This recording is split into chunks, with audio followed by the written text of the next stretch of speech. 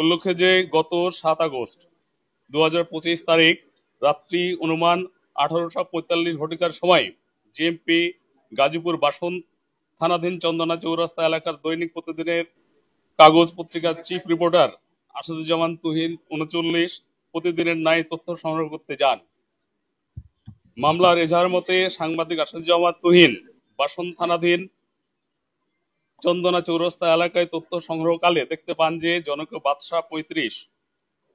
কে একজন মহিলা পরিকল্পিতভাবে বিরক্ত করতে থাকে।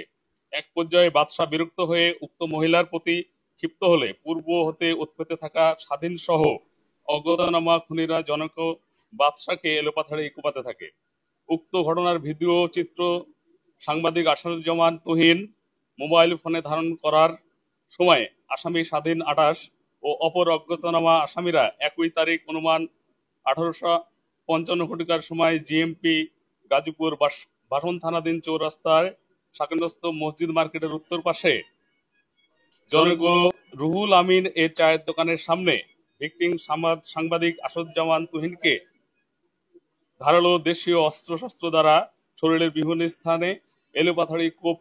দিয়ে মৃত্যু নিশ্চিত করে।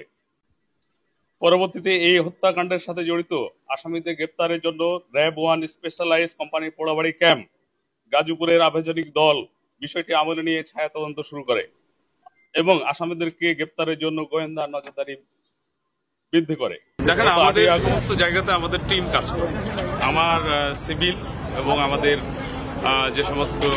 বিভাগধারী টহল আছে তারা কাজ করে এবং আমরা দ্রুততার সাথে এই জিনিসগুলো টেস্ট করতে পারি এবং আমরা রেসপন্স টাইম আমাদের